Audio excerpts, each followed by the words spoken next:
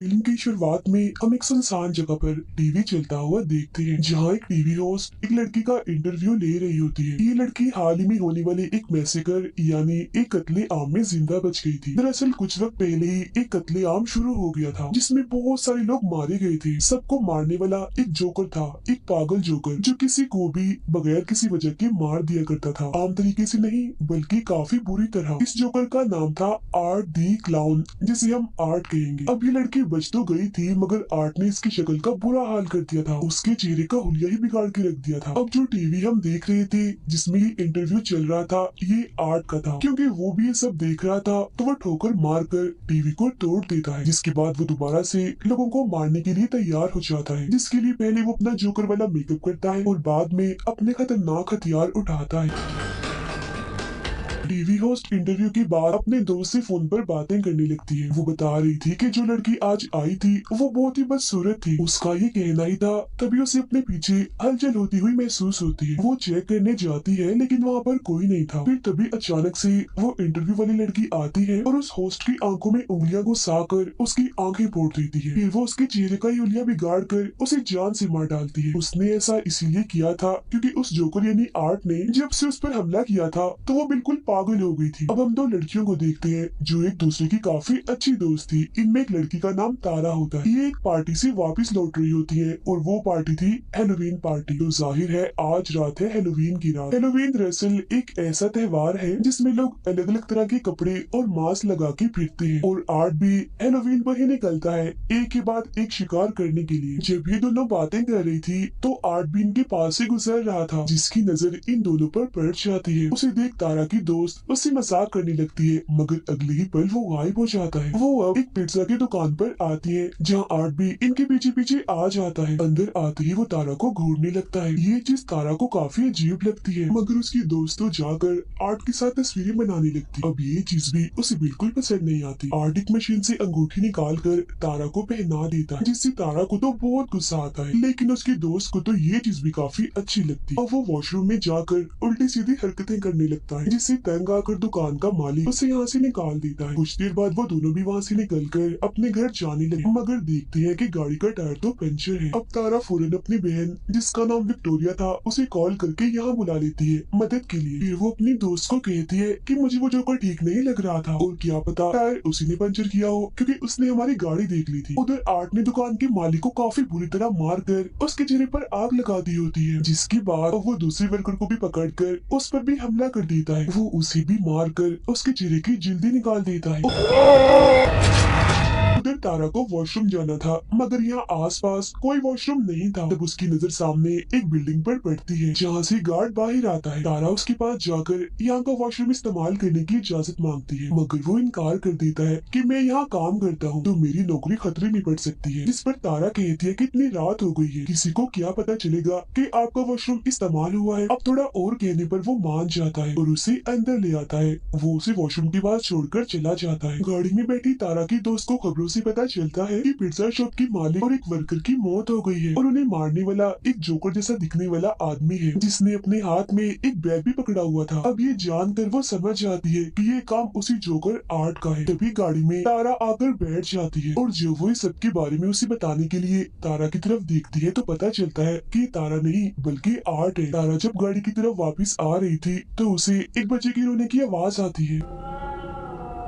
वो चेक करने जाती है, मगर वहाँ कोई भी नहीं था। तभी अचानक से पीछे एक औरत आ जाती है, जिसे अचानक देखकर तारा घबरा जाती है। औरत ने हाथ में एक गुड़िया पकड़ी हुई थी, जिसे वो अपने बेटे कह रही थी। दरअसल इसका ज़हनी तवाज़ुन ठीक नहीं था, ये पागल थी। अब तारा उसी बातों में उलझाकर आगे बढ़ती है, जहाँ एक बार फिर उसका सामना होता है आर्ट दी क्लाउन से, जिसके हाथों पर खून लगा हुआ था और वो एकदम शांत खड़ा था। मगर फिर अगले ही पल वो तारा को डरा देता है, तो वो यहाँ से भाग जाती है। भागते भागते वो एक गाड़ी के पीछे आकर छुप जाती है। आर्ट भी उसे ढूंढने के लिए यहाँ आता है, मगर जब वो नहीं मिलती तो वो चला जाता है। तारा को लगता है कि अब सब ठीक है, तो वो यहाँ से निकलने लगती है, मगर तभी पीछे से आर्ट उस पर हमला कर देता है और अपने गुजार से उस पर कई बार वार करता है। फिर वो उसका गला घोटकर उसे मारने ही वाला था, मगर तभी तारा के हाथ एक नोकदार चीज लग जाती है, जिससे वो आर्ट पर हमला करके यहाँ से भाग जाती है। अब यहाँ का दरवाजा बंद था, जिसे वो नहीं खोल पाती, इसलिए वो इधर ही छुप जाती है। तब आर्ट भी यहाँ आता है, तो वो कोई चीज फेंक कर उसके उसका ध्यान भटकाती है और दूसरी तरफ भेज देती है। अब वो दोबारा से निकलने की कोशिश करती है तो देखती है कि आर्ट ने तो यहाँ का मेन दरवाजा भी बंद कर दिया है। वो सीढ़ियों के जरिए ऊपर आती है तो सामने एक जगह पर वो गार्ड को खड़ा हुआ पाती है। वो उसे काफी आवाजें लगाती है मगर वो नहीं सुनता क्योंकि उस वक्त वो गाने सुनने में मगन होता है।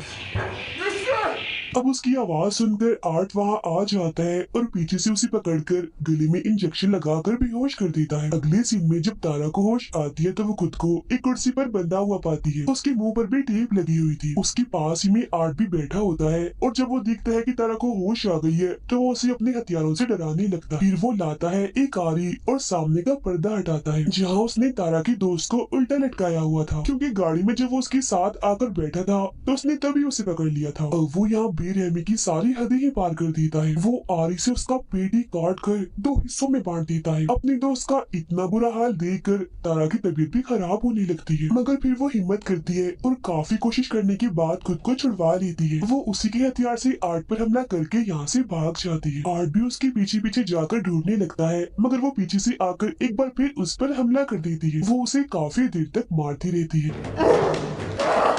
अब जब गेम उल्टी पड़ रही थी यानी तारा उस पर भारी पड़ रही थी तो वो यहाँ पर बेईमानी करता है। वो हाथों से नहीं लड़ता, वो करता है गन का इस्तेमाल। वो गोली पहले उसकी टांग पर मारता है और बाद में उसके चेहरे पर, जिससे वो काफी जख्मी और अधमरी हो गई थी। अब गन में गोलियां खत्म हो गई थी, इसलिए जब वो गोलियां लेने जाता है तो यहाँ उसे तारा का मोबाइल मिलता है जिस पर तारा की बहन विक्टोरिया का मैसेज आया होता है कि मैं बिल्डिंग के बाहर आ गई हूँ। तब आर्ट तारा बन के मैसेज करता है और पीछे के दरवाजे से अंदर आने का कहता है। ऐसा करने के बाद वो तारा की दोस्त की लाश के साथ तस्वीर बनाता है और लाश की हालत का हम बड़ा ही बुरा हाल देखते हैं, पूरी चिरी हुई 2 हिस्सों में बटी हुई। अब वो जाता है तारा के पास और उस पर भी अंधाधुंध गोलियां चलाकर उसे मार डालता है। वो पागल औरत भी यहीं खड़ी हुई थी और उसे ऐसा करता हुआ देख रही थी। ये सब देखकर वो जाती है गार्ड के पास और उसे सारी सूरत हाल समझाने की कोशिश करती है, मगर वो उसकी बातों को यकीन नहीं करता। फिर वो नीचे जाकर किसी को फोन करने लगता है, मगर तभी यहाँ आर्ट आकर हथौड़ी से उस पर हमला कर देता है। पागल औरत देखती है कि उसका बच्चा जो वो गुड़िया थी वो गायब है, मगर अगले ही पल उसे आर्ट दिखता है जिसके हाथ में वो अपने बच्चे को देखती है। वो उसके पास जाकर पूछती है क्या तुम्हें जरा भी इंसानियत नहीं है, जरा भी ममता नहीं है, तुम्हें बच्चों पर भी रहम नहीं आता। ये कहकर वो आर्ट को अपने साथ लगा लेती है जैसे वो कोई बच्चा हो, और वो भी बिल्कुल ऐसी एक्टिंग करता है जैसे वो सचमुच का बच्चा ही हो। और विक्टोरिया भी अंदर आ गई थी और वो तारा को फोन करती है तो बेल की आवाज जब अंदर से आती है तो वो वहाँ चेक करने जाती है। अंदर आकर तो उसकी होश उड़ जाती है क्योंकि वहाँ वो तारा की दोस्त की कटी हुई लाश देखती है। तभी उसे एक लड़की की आवाज सुनाई देती है। विक्टोरिया समझती है कि ये तारा है, इसीलिए वो चेक करने जब नीचे जाती है तो वहाँ एक औरत को जमीन पर देखती है जो रेंग रही थी क्योंकि काफी जख्मी थी। वो तारा समझकर उसके पास जाती है, मगर तभी उसकी नजर वहाँ पड़ी उस पागल औरत पर जाती है। वो भी काफी जख्मी थी क्योंकि आर्ट ने उसके सीने और सर को काट के बुरा हाल कर दिया था। उसकी हालत बस मरने ही वाली थी। अब यहाँ सवाल ये आता है कि पागल औरत तो इधर ही है, तो ये कौन है जो विक्टोरिया के सामने पड़ी हुई है अपना सर नीचे करके। और फिर तभी हम जान पाते हैं कि ये और कोई नहीं बल्कि आर्ट है जो उसे अपने जाल में फंसाने के लिए यहाँ औरत का बेस बनाकर लेटा हुआ था। वो उस पर भी हमला कर देता है, मगर विक्टोरिया जैसे तैसे करके अपनी जान बचाकर यहाँ से निकल जाती है। वो ऊपर जाकर एक अलमारी में छुप जाती है। तभी यहाँ आर्ट भी आ जाता है जो ये जान चुका था कि वो अलमारी में छुपी है, मगर इससे पहले वो विक्टोरिया के साथ कुछ करता उसे हॉर्न की आवाज आती है जिसे चेक करने के लिए वो यहाँ से निकल जाता है। बाहर दरअसल आया था उस गार्ड का साथी जिसे अंदर आना था। वो कारपेट हटाता है तो वहाँ चाबी पड़ी हुई थी। तब दरवाजा खोलकर वो अंदर आ जाता है। वहाँ उसे खून के निशान दिखते हैं जो जाहिर है काफी अजीब था, मगर इससे पहले वो कुछ समझ पाता आर्ट पीछे से आकर एक नोकदार चीज से उसके सर पर वार कर देता है। फिर वो उसका गला काट कर धड़ से ही अलग कर देता है। विक्टोरिया यहाँ से निकलने की कोशिश करती है, मगर कोई भी फायदा नहीं होता। वो अपने सामने आर्ट को देखती है जो छोटे बच्चे की साइकिल चला रहा था, मगर अगले ही पल वो यहाँ से गायब हो जाता है और वो साइकिल वहीं पर गिर जाती है। वो उसे बचते हुए यहाँ से निकलने की कोशिश करती है, मगर पीछे से आर्ट आकर उस पर हमला कर देता है। वो शॉपर से उसका दम घोटकर मारने ही वाला था, मगर वो बच जाती है। फिर वो एक नोकदार चीज उठाकर आर्ट के पैर में मारती है और यहाँ से भाग जाती है। वो सीधा आती है अपनी बहन तारा के पास और उसका इतना बुरा हाल देखकर टूट जाती है और रोने लगती है। वो अभी उधर बैठी ही थी कि तभी यहाँ आर्ट आकर उस पर हमला कर देता है। बार बार वार करके वो उसे काफी मारता है, मगर तभी पीछे से गार्ड आकर आर्ट को मारकर बेहोश कर देता है। जी हाँ, गार्ड, क्योंकि वो अभी जिंदा था। वो विक्टोरिया को लेकर एक कमरे में आता है और पुलिस को इस बारे में बताने लगता है। इस बीच वो देखता है कि विक्टोरिया की हालत काफी खराब है। वो उसे अब इमरजेंसी कमरे की तरफ ले जाने लगता है। तभी यहाँ आर्ट एक बार फिर से आकर गार्ड पर हमला कर देता है। वो पहले सिलेंडर से उसे मारता है और बाद में अपने पैर से उसका चेहरा ही कुचल देता है। अब घबराहट के आलम में विक्टोरिया एक लोहे की पाइप से ताला तोड़ने की कोशिश करती है जो आर्ट ने यहाँ पर लगाए थे। ताला टूट तो जाता है, मगर इसका कोई फायदा नहीं था, क्योंकि आर्ट उसके काफी करीब आ गया था और फुरनी उसे पकड़कर मारने लगता है। मगर तभी विक्टोरिया उसकी आंख में एक चीज घुसाकर यहाँ से भाग जाती है। वो भागकर एक गिराज में आती है, मगर आर्ट इधर भी पहुंच जाता है, लेकिन क्योंकि यहाँ ताला लगा हुआ था इसीलिए वो अंदर नहीं आ पाता। अब इतनी ही देर में पुलिस भी यहाँ पहुंच चुकी थी, लेकिन इससे पहले विक्टोरिया पुलिस के पास जाती आर्ट गाड़ी से गिराज का दरवाजा तोड़कर अंदर घुस आता है। अब क्योंकि वो गाड़ी से टकरा गई थी इसीलिए बेहोश होकर नीचे गिर जाती है। फिर जब तक पुलिस यहाँ आती है तो तब आर्ट विक्टोरिया का चेहरा नोच नोच कर खा रहा था। अब पुलिस आर्ट को सरेंडर यानी हथियार डालने का बोलती है, मगर वो अपने मुंह में गन रखकर खुद को ही गोली मार लेता है। अब पुलिस को पता चलता है कि विक्टोरिया मरी नहीं है, बल्कि अभी वो जिंदा है, बस काफी जख्मी है। इसके बाद सबकी लाशों को हॉस्पिटल ले जाया जाता है और जब डॉक्टर आर्ट की लाश को देखता है तो उसे काफी अजीब लग रहा था, क्योंकि मरने के बाद भी वो मुस्कुरा रहा था। तभी यहाँ बिजली खराब होने लगती है और आर्ट उठ जाता है, उस डॉक्टर को गले से पकड़ लेता है, क्योंकि वो मरा नहीं था बल्कि जिंदा था। इसका मतलब यही था कि अब वो लोगों को मारने का सिलसिला अब इस हॉस्पिटल से करेगा। अब कुछ वक्त गुजरता है और हम विक्टोरिया को देखते हैं, जो आखिरकार आर्ट का शिकार होने से बच गई। कल उसे इंटरव्यू के लिए भी जाना है। पुरानी बाद हम उसका चेहरा देखते हैं जो काफी भयानक दिख रहा था, जो बिल्कुल वैसा दिख रहा था जैसा इंटरव्यू वाली लड़की का था। अब यहाँ ये राज खुलता है कि विक्टोरिया ही असल में वो लड़की है जो शुरुआत में इंटरव्यू दे रही थी, जिसके बारे में कहा था कि एक मैसे घर में बची है और एक जोकर ने ही सभी को मारा था। अब यहाँ सवाल ये उठता है कि आर्ट ने अपने सर पर गोली मारी थी मगर वो नहीं मरा, आखिर क्यों? क्योंकि दरअसल अभी तक जितने भी लोगों ने उसे मारने की कोशिश की उन सबको ही मौत के घाट उतरना पड़ा। अब यहाँ ये चीज क्लियर नहीं हुई कि क्या उसे मारा जा सकता है या नहीं। हो सकता है कि उसे मारा जा भी सकता हो। तो अब ये जानने के लिए हम आगे बढ़ते हैं, जहाँ हम आर्ट को उसी हॉस्पिटल में देखते हैं जब उसने डॉक्टर को पकड़ लिया था। वो डॉक्टर को मारकर काफी जख्मी कर देता है और लगातार उसके पीछे पड़ा हुआ था। डॉक्टर खून में लथपथ था और वो रेंगता हुआ बाहर आता है और पुलिस को कॉल कर देता है, मगर उस बेचारे की तो आवाज ही नहीं निकलती, क्योंकि आर्ट ने उसके गले पर वार किया था। उसे और दर्द देने के लिए वो उसकी आंख निकाल कर पहले उसके साथ खेलता है और बाद में उसे अपनी फूटी हुई आंख की जगह लगा लेता है। अब वो उसे और मारता है और आखिरकार उसका सर ही चीर कर उसे बड़ी भयानक मौत देता है। अब वो जाता है एक लॉन्ड्री में, जहाँ एक आदमी सो रहा था। वो अपने कपड़े धोने के लिए मशीन में डालता है और फिर तभी यहाँ वो एक अजीब सी बच्ची को देखता है जो बिल्कुल उसकी तरह ही पागल और हद से ज्यादा अजीब थी। बिल्कुल आर्ट जैसी हरकतें कर रही थी और तो उसने अपना मेकअप भी आर्ट जैसा ही किया हुआ था। दोनों एक दूसरे को देखकर काफी खुश हो जाते हैं और साथ में खेलने लगते हैं। तभी वो आदमी जाग जाता है और देखता है कि आर्ट अकेला ही तालियां बजा रहा है, मतलब कि वो बच्ची सिर्फ आर्ट को ही दिखाई दे रही। अब आर्ट अपने कपड़े पहनकर यहाँ से जाने लगता है, जहाँ उसने उस आदमी को भी मार दिया होता है, उसके सर में चाकू घुसाकर। इसके बाद हमें दिखाई जाती है एक लड़की जिसका नाम सियाना है। वो अपने लिए एक खास किस्म का परियों वाला सूट बना रही थी, क्योंकि कल ही है हेलोवीन। अब सियाना अपने मोम और भाई के साथ खाना खा रही थी, जहाँ उसका भाई कहता है कि मैं कल हेलोवीन में आर्ट जैसे कपड़े पहनूंगा, जिस पर सियाना और उसकी मोम मना कर देती है कि नहीं, आर्ट अच्छा जोकर नहीं है, उसने पिछले साल 9 से 10 लोगों की जान ली थी बड़ी बेरहमी से। खाना खाने के बाद सियाना अपनी मोम से अपने भाई के बारे में बात कर रही होती है कि वो काफी अजीब होता जा रहा है। He was looking up serial killers. साथ ही इनकी बातों से हमें पता चलता है कि सियाना के डैड अब नहीं रहे। सियाना का भाई इंटरनेट पर आर्ट के बारे में सर्च कर रहा था और जितने लोगों को उसने मारा था वो सबके बारे में बड़े गौर से पढ़ रहा था। इसके बाद वो अपनी बहन सियाना के पास आता है और पूछता है कि क्या वो जोकर आर्ट अभी होगा, क्योंकि उसकी लाश नहीं मिली थी। जिस पर वो कहती है आर्ट मर चुका है और अगर ना भी मरा हुआ तो कम से कम वो यहाँ नहीं आएगा। इसके बाद सियाना एक टीवी शो देखते देखते सो जाती है। जहाँ वो जैसे सपना देखती है तो फौरन ही वो उस टीवी शो में पहुंच जाती है। इधर वो भी किसी बच्चे की तरह ही बनी हुई थी और उसके साथ वाले सारे बच्चे काफी इंजॉय कर रहे थे। यहाँ एक बच्चा आर्ट क्रिस्पीज नाम की एक चीज खा रहा था, जो कोई खाने के लायक चीज नहीं थी, बल्कि उसमें डाले हुए थे टूटे कांच के टुकड़े, प्लेट्स और कीड़े मकोड़े। फौरन ही वहाँ पर आ जाता है आर्ट दी क्लाउन और सबको गिफ्ट देने लगता है। लेकिन वो सियाना को बड़ी ही गंदी चीज देता है, एक बर्तन जिसमें धड़कते हुए दिल के साथ कुछ सांप और गोश्त था, जिसे देखकर उसे काफी बुरा लगता है। फिर वो अपने बैग से बंदूक निकाल कर अंधाधुंध गोलियां चलाकर सभी बच्चों को मार देता है।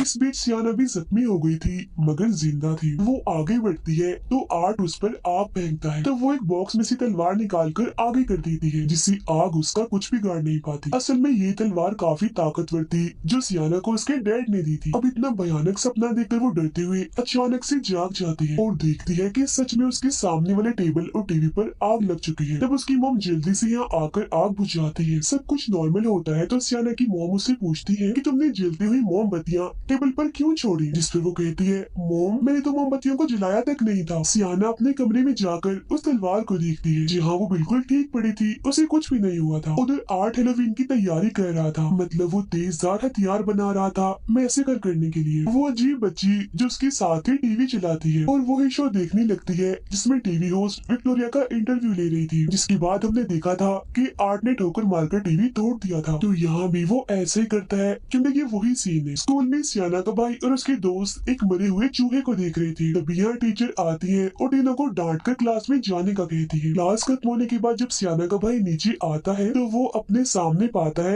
आर्ट और उस अजीब बच्ची को जो उस मरे हुए चूहे के साथ खेल रही थी। उन्हें देखकर वो डरने लगता है। तभी उन दोनों की नजर भी उस पर पड़ जाती है, जो देख डरते हुए वो यहाँ से भागने लगता है। मगर रास्ते में ही एक टीचर उसे देख लेती है और वो उसे रोकने की कोशिश करती है, मगर वो नहीं रुकता। तब चेक करने के लिए वो टीचर जब अंदर जाती है तो जमीन पर मरे हुए चूहे को देखती है, जो देख उसे लगता है कि ये काम जरूर सियाना के भाई का ही है। सियाना को हम अपने दोस्तों से बातें करते हुए देखते हैं, जहाँ वो आर्ट की बातें कर रही थी और ये भी कि उस भयानक दिखने वाली विक्टोरिया ने टीवी होस्ट की आंखें फोड़ दी। अब ये सारी बातें सुनकर सियाना को काफी अजीब सा महसूस होने लगता है और वो यहाँ से उठकर चली जाती है। उसकी दोस्तें भी उसके पास आकर पूछती है कि आखिर बात क्या है, तुम इतनी घबराई हुई क्यों हो। जो सुन सियाना उन्हें अपने सपने के बारे में बताती है, साथ ही वो काफी डरी हुई भी थी।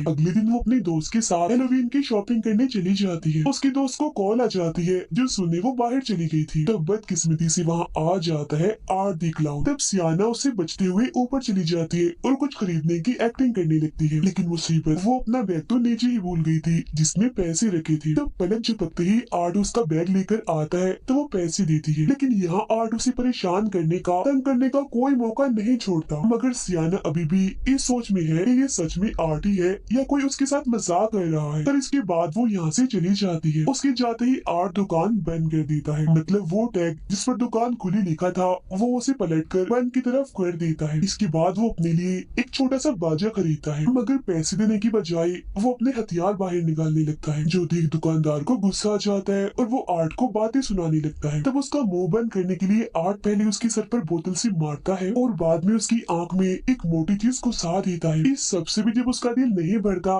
तो पहले वो बड़ी सी चाकू से उसके सर पर वार करता है और बाद में उसकी गले पर मारकर जिस्म से ही अलग कर देता है। फिर सियाना जब घर आती है तो उसका भाई उसे आर्ट के बारे में बताता है कि आज मैंने उसे अपने स्कूल में देखा। वो सियाना को अपने डैड की एक किताब दिखाता है जिसमें उस बच्ची की खबर छिपी हुई थी कि 10 साल पहले ही उसकी मौत हो गई थी। उसमें आर्ट की ड्राइंग के अलावा उन सब की भी थी जो उस मैसेकर में मारे गए थे, और इन सब के अलावा एक लड़की की भी ड्राइंग थी जिसने परियों जैसे कपड़े पहने हुए थे और हाथ में आर्ट का सर पकड़ा हुआ था। उसका भाई सियाना को कहता है कि यही वो लड़की है जो आर्ट को मारेगी और मुझे यकीन है कि ये और कोई नहीं बल्कि आप ही हो। मगर सियाना उसकी बातों को यकीन नहीं करती। सियाना की दोस्त जब अपने घर से बाहर आती है तो अपने घर के सामने एक वैन खड़ी हुई देखती है जिसमें वही अजीब बच्ची बैठी हुई थी। उसे अजीब लगता है इसीलिए वो दोबारा से अंदर आ जाती है। कुछ देर बाद आर्ट दरवाजे पर दस्तक देता है और सियाना की दोस्त के बाहर आने पर उससे कहता है कि हेलोवीन की खुशी में मुझे कुछ खाने को दो। वो कहती है कि खाने की चीजें सिर्फ बच्चों के लिए होती है, बड़ों को कुछ नहीं मिलता। ये कहकर वो दरवाजा बंद कर देती है। मगर जब दोबारा आर्ट दरवाजे पर दस्तक देता है तो तंग आकर वो उसे खाने की चीजें दे देती है। अब तभी उसकी नजर आर्ट की बैग में जाती है जिसमें कुछ हथियार और औजार थे जिन पर खून लगा हुआ था। उधर सियाना भी हेलोवीन पार्टी के लिए तैयार होने लगती है। अब जब सियाना की दोस्त अकेली थी तो उसे नीचे से कुछ आवाजें सुनाई देती है। वो चेक करने जब नीचे आती है तो देखती है कि शीशे का दरवाजा टूटा हुआ है क्योंकि घर में आर्ट घुस आया था और वो यहाँ ऐसे घूम रहा था जैसे घर उसका ही हो। अब जब उसकी नजर सियाना की दोस्त पर पड़ती है तो वो उसके पीछे पड़ जाता है। वो बचने के लिए अपने कमरे में आती है लेकिन आर्ट आखिरकार उसे पकड़ ही लेता है। पहले वो उसके चेहरे पर कट मारता है जिससे उसकी आंख भी कट जाती है, जिसके बाद वो उसके सर की जिल्द काट कर बालों वाले हिस्से को ही अलग कर देता है।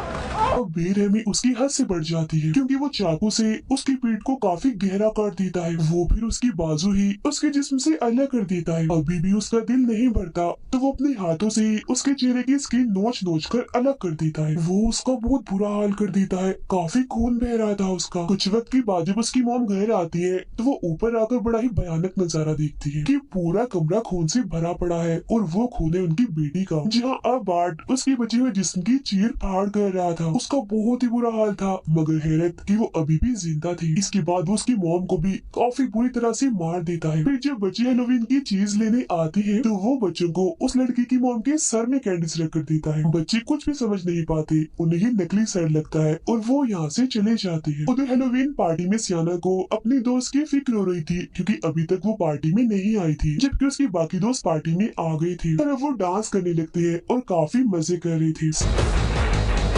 सियाना के भाई को हम उसके कमरे में देखते हैं क्योंकि उसकी मॉम ने उसे पार्टी में जाने नहीं दिया था। आर्ट के बारे में बताने के लिए वो अपनी मॉम को अपने डैड की वही किताब दिखाता है जिसे उसकी मॉम फाड़ देती है। वो अपनी मॉम से बदतमीजी करता है तो वो उसे थप्पड़ लगा देती है। तो वो गुस्सा होकर अपने घर से निकल जाता है। फिर जब उसकी मॉम बाहर आती है तो देखती है कि उनके बेटे ने सब कुछ खराब कर दिया है, यहाँ तक कि गाड़ी भी गंदी कर दी थी और उस पर अपनी माँ के लिए गाली लिख दी थी, जो देख उसकी मॉम को काफी बुरा लगता है। सियाना के भाई को वो इवेंट दिखती है जिसमें वो उसी अजीब सी बच्ची को बैठा हुआ पाता है। ये देखकर तो उसकी हालत ही खराब हो जाती है और वो फौरन ही अपने घर की तरफ भाग जाता है। अब सियाना की मॉम गाड़ी साफ करने लगती है, इस बात से अनजान होकर कि इसमें आर्ट बैठा हुआ है, जिसका साफ मतलब था कि गाड़ी का ऐसा हाल और किसी ने नहीं बल्कि आर्ट ने किया है। फिर जैसे वो शीशा साफ करती है अंदर आर्ट को बैठा हुआ देख लेती है, मगर कुछ सोचने समझने का मौका दिए बगैर वो उनके सर पर गोली मारकर हट से ही अलग कर देता है। जब सियाना का भाई घर आता है तो देखता है कि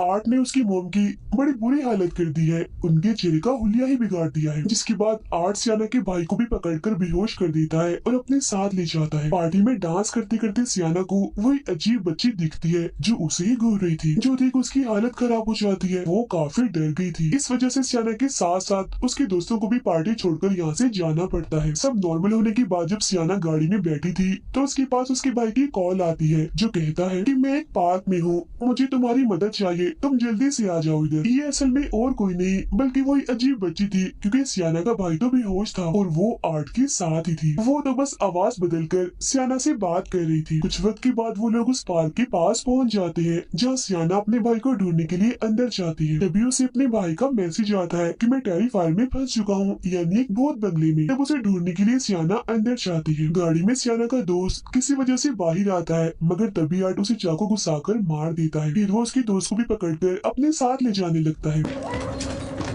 मगर वो आर्ट को टांग मारकर जैसे तैसे बच जाती है और यहाँ से भाग जाती है। भागते भागते वो एक ऐसे कमरे में जाती है जहाँ चारों तरफ दीवारों पर खून लगा हुआ था। तभी इधर आर्ट भी आ जाता है और उसके चेहरे पर तेजाब डाल देता है जिससे उसका सारा चेहरा जलकर झुलस जाता है। चेहरे का बुरा हाल हो जाता है। फिर वो अपने तेज कीलों वाले हथियार से बार बार उसे मारकर बची हुई कसर भी पूरी कर देता है और उसे भी बड़ी बेरहमी वाली मौत देता है। तभी यहाँ सियाना भी आ जाती है और अपने दोस्त की इतनी बुरी हालत देखकर काफी डर जाती है। इधर आर्ट भी खड़ा था मगर इससे पहले वो सियाना को मारता पीछे से आ जाता है उसका भाई, जिसे देखकर सियाना यहाँ से भागने का कहती है और फिर आर्ट की टांग में एक लकड़ी घुसा देती है मगर बेचारी की किस्मत खराब थी, वो उल्टा उसी से ही पिट जाती है। आर्ट उसे इधर उधर पटक पटक कर काफी मारता है। सियाना का भाई जब यहाँ से भाग रहा होता है तो तभी आर्ट उसे पकड़ लेता है और बुरी तरह उस पर वार करने लगता है। फौरन इधर सियाना आती है और कई बार आर्ट को मारकर उसे जख्मी कर देती है और अपने भाई को लेकर यहाँ से भाग जाती है, लेकिन आर्ट उनका पीछा करते करते यहाँ भी आ जाता है। वो एक बार फिर सियाना के भाई को कैंची वाली तलवार से पीटने लगता है। सियाना उसे बचाने की कोशिश तो करती है मगर खुद भी काफी पिट जाती है। उसके जिस्म के अलग अलग हिस्सों पर कट्स लग जाते हैं जिससे जाहिर है उसे काफी तकलीफ होती है, मगर किसी तरह दर्द बर्दाश्त करके वो आर्ट से उसका हथियार छीन लेती है। जहाँ अब बाजी पलट जाती है क्योंकि अब वो आर्ट को बुरी तरह मार रही थी।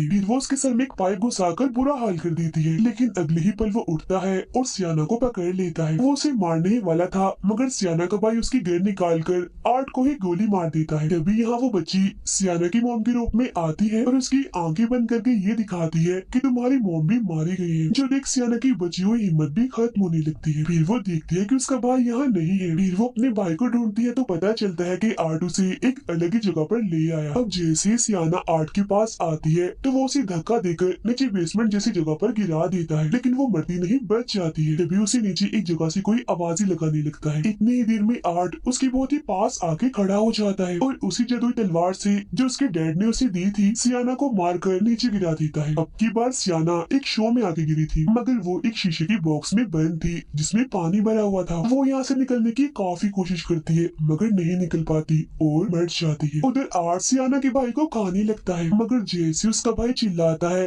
तो उस तलवार में एक जादुई रोशनी जलती है जिससे सियाना भी वापिस से जिंदा हो जाती है। जिसके बाद वो गुस्से में भरी उस बॉक्स से बाहर आकर अपने डैड की तलवार से आर्ट पर हमला कर देती है और उसका सर ही धड़ से अलग कर देती है। और अब आखिरकार जाकर उस पागल जोकर आर्ट की मौत हो जाती है जिससे वो दोनों भी खुश हो जाते हैं और सुकून की सांस लेते हैं। मगर तभी इधर वो अजीब सी बच्ची आती है और आर्ट का सर उठाकर ले जाती है। इसके बाद हम एक हॉस्पिटल का सीन देखते हैं जहाँ विक्टोरिया जिसका चेहरा काफी भयानक था वो एक जगह पर बैठी होती है। कुछ वक्त के बाद वो आर्ट के सर को पैदा करती है बच्चे की तरह और उसे चाटने लगती है। आवाजें सुनकर नर्स जब वहाँ आती है तो वो डर जाती है ये देखकर कि उसकी गोद में आर्ट का सर है। साथ ही विक्टोरिया इधर काफी डरावना हंसने लगती है जैसे अब आर्ट की आत्मा उसमें आ गई हो। इसी के साथ ही इस फिल्म के दोनों पार्ट्स यहीं पर ही खत्म हो जाते हैं।